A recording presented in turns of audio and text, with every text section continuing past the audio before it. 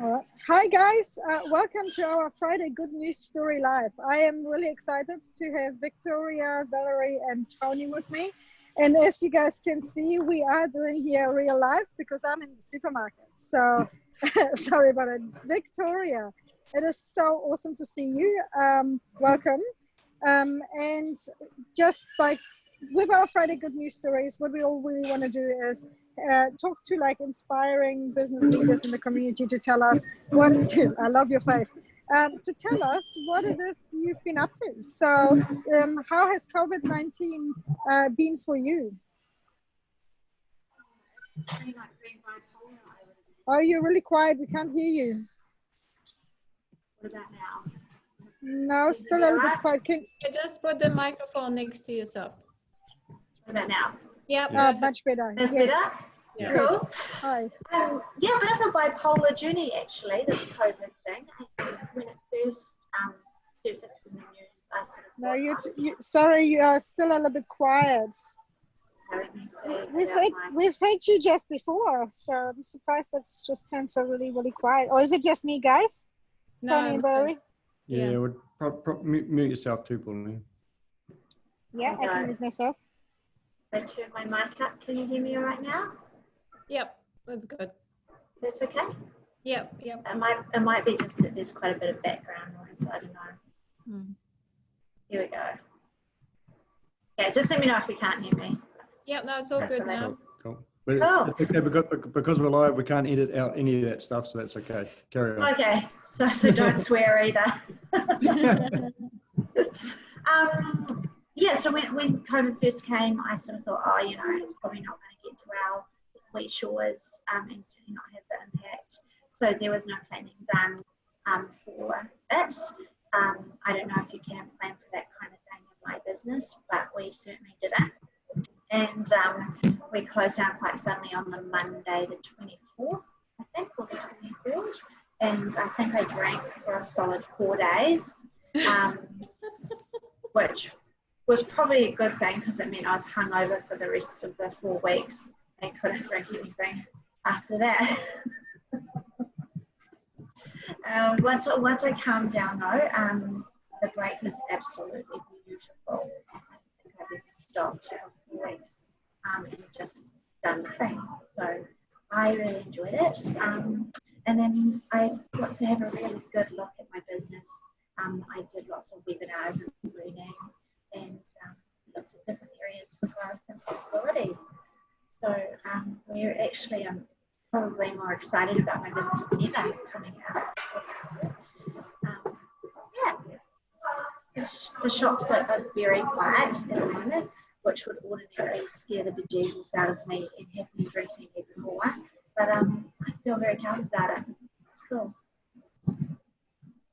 So when you got back to opening your shop, was there an influx? What was the reaction from the public when everyone got to open again? Well, unfortunately, unlike takeaways and fried fast foods, nobody really runs in for a salad. So we didn't have a massive influx. One key market that we've always gone after and targeted is corporates. So the downside to that is a lot of people are still working from home and will be for some time now. So that's had an impact on business as well.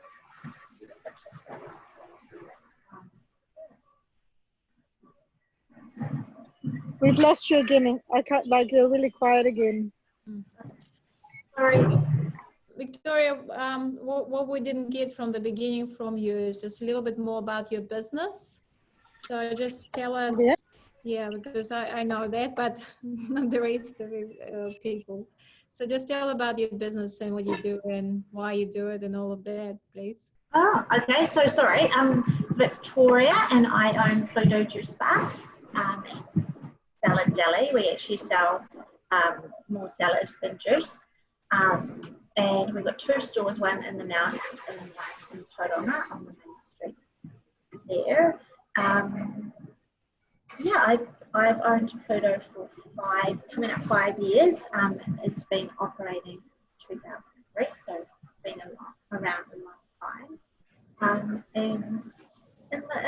5 years, I think I can now say I've seen it all. So we think, right? And then COVID-19 hits. Well, now I have. I think that I was the same. I was like, I used to say, I have a hospital background, so I was like, it doesn't matter what happens, shit hits the fan, I can always be a waitress. And then the pandemic hit, and I was like, shit, I can't even be a waitress, right? I know. I can pick kiwi fruit now. So tell us, in the 4 weeks when you said you had a break, did you have like any thoughts around like how you're going to reopen, or what's next for Pluto, or anything in that direction? Absolutely. So one of the things that I looked at was our wholesale side of the business. So we also do catering, and our catering is worth about a quarter of our business. And so that's gone because big groups have had aims that games cancelled this week, and that was a good catering contract, and a few more we had in the pipeline cancelled and things like that. So I started looking at the wholesale side of our business and looking at getting our salads into supermarkets. So supermarket delis. So we've been working through the foodstuffs compliance program, and working with currently one local supermarket operator to get our salads in. We should hopefully be able to do that in the next couple of weeks. So wholesaling our salads into supermarkets is one thing, and then we will be looking at the Ministry of Education. We've lost you again. Oh, I don't know where I'm going though. The Ministry of Education Lunch and Schools program is a tender we would like to put in for. I think we've already got a product that could work with a few applications. So part of that, Victoria, is obviously going to mean a lot more scale in terms of wholesale and delivery, and probably more than two shops worth. Yeah, definitely, and probably a little bit more than my little blender can handle. So might need a concrete mixer. Yeah, so that's going to be a brings its own different challenges, doesn't it? And so it's interesting that upon the reflection of over the lockdown, it wasn't the fact of okay, how I'm going to reduce my business. I'm going to close one store. I'm going to focus on the other stores, which other businesses have done. You're more gone, while I'm here, how can I make it there? So it's world domination has always been the plan. For $1 million. 1 million. What about probably more like $1 billion? Yeah. So obviously you would have done a lot of work around that, and probably help with your accountant to make sure those numbers are working and how you're actually going to be doing some of that, especially with foodstuffs and the MOE stuff coming through. So that's a bit of a more focus on those wholesale elements than just having the retail side. Yeah. I think the biggest challenge for me is, and it's always been a challenge, is I work so much in my business that I really need to, if I want to do these big things, get back and work on my business. So that I think, having time to do that in lockdown is incredible. You realise that there are actually big opportunities out there for us. I've got time to grab them. Absolutely. Wow, that's going to be great. And how's the retail side of business going right now, back into 10 days later? It's really, really flat. We're probably trading at about 30% of what we were prior to lockdown. Wow. Well, actually 30% year on, like in comparison to last year. Yeah, with the possibility of these other things absolutely not breaking out like it would be. That's great. So apart from a really busy beginning of you and having fun there, what's been your mindset like, or what's pushed you through this to go, instead of saying I'm giving up and I'm going to close all of this, to go and say, okay, what are the other options and what else do we have? I think I've always sort of had this fear of failure, which kind of nagged at the back of my brain with my business, and I think it held me back from really going for bigger things. And I think COVID really removed that fear of failure, because it was something that was completely and utterly out of my control. And now I've sort of got to fuck it, let's go for it. You know, you could do nothing and still fail. You could do everything and fail. Well, you're definitely far from failing. You've been operating for 5 years. You've got 2 stores, you know, like you've been going for it. So even if anything would have happened, and I'm glad that it hasn't, and you're still around, like it's this old question about what is failure, right? And what does failure mean to you? And you, for everyone else, you're like an inspiring story that you are running 2 teams in 2 different locations. And still operating. I guess prior to lockdown, Victoria, we think, you know, how do I get another store? Should I double down on the retail side? Were you even thinking the wholesale side? Yeah. We were the stores were going really good, and our catering was going really well. So we were getting to a point where we were starting to outgrow our kitchen. And I was sort of thinking it would be good to have like a properly set out commercial kitchen, and with another shop front. So looking at what that would look like and where we could put it in. So yeah, I was always, domination has always been the plan, but I'm a bit of a scaredy cat, so I sort of like to pay off one business loan before I get another one. That makes sense. So and so you kind of that wholesale pitch has always been on it, and you haven't had that desire really to grow Pluto, obviously the stores into other parts of town, out to Papamoa Lakes, for example. I haven't had time, really. I haven't had the time, because I've been so, you know, I'm in the kitchen, I'm out the front, I'm delivering things, and so much into the operational. But yeah. Well, and that sort of realised, you know, with a number of businesses over the last 5-6 weeks, I've had time to work on it. Because you haven't been in it. So you've been out there picking kiwi fruit going, actually, what if I did this? And what if I did that? So it's been... I didn't actually get to pick the kiwi fruit. I didn't get hired. Figured that your hands look like you've been typing rather than picking. Oh, no. Those hands are very working hands. Oh, yeah, I'm not going to show you a close-up. In action. So, Valerie, Vicky, question for you.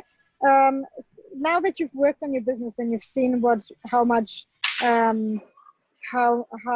you can achieve working on it rather than in it, has it changed your perception or your plan of how much you're going to work operationally versus how much time you're going to spend working on it? Yeah, definitely. So the other thing, like, I guess one of the reasons why I've always worked in my business so much is the wage cost, and trying to keep the wage costs down. So the wage subsidy just took that worry right out. So and I guess now I've seen that I have an incredible team. I've always had an incredible team of people that work for me, and it's never been a trust issue that they're not going to do the job right or whatever. So that is always a bit tricky, stepping away. Absolutely. So tell me now, if you would be chatting to another business owner who is, you know, and also in hospitality in your kind of situation, what would be like the 3 things or 3 takeaways you've learned out of his experience that you would share with him?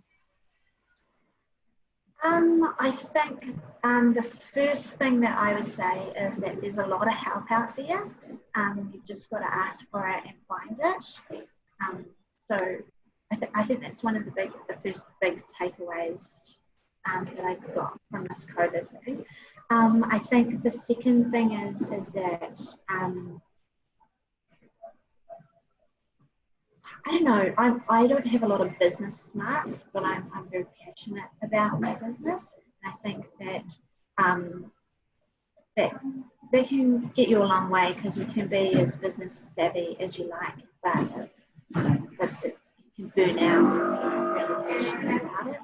You can take it and build that passion. It's really important. And I don't know what the third thing would be. Just go for it, I guess. Hang in there, go for it, do it. What's the worst that can happen? We've already seen the worst that can happen. Well, I think that's the thing, Shutting right? your business is the worst.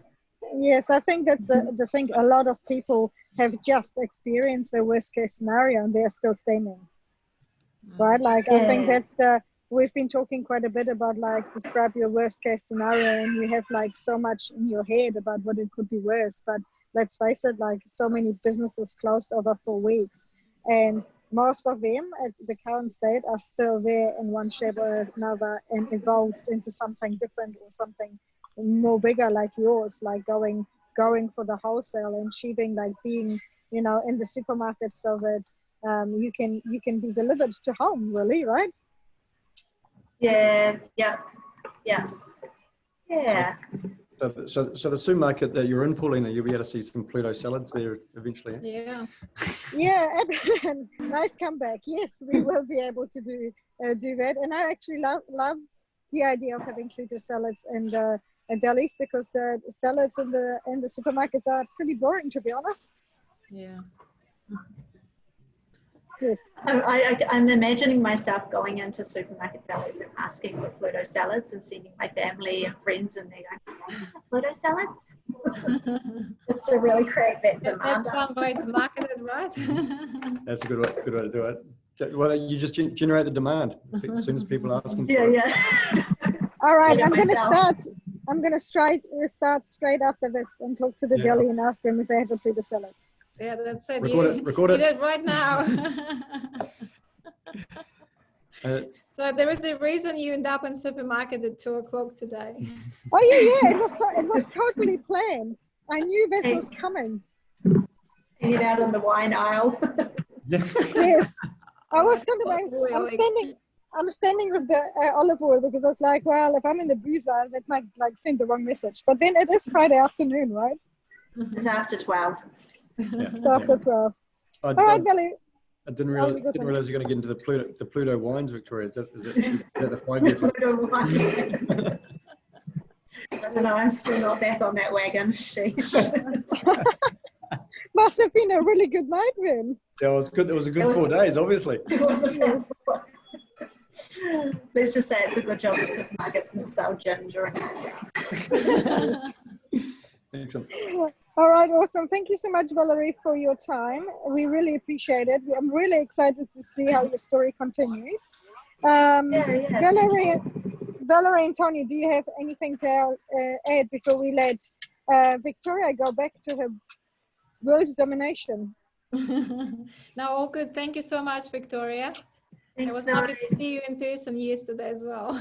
Yes. Yeah, it was awesome. Nice to meet you, Tony. Thanks, Paula. Okay, so see you later, Victoria. Thank you. Bye, guys. See you, Bye. Bye.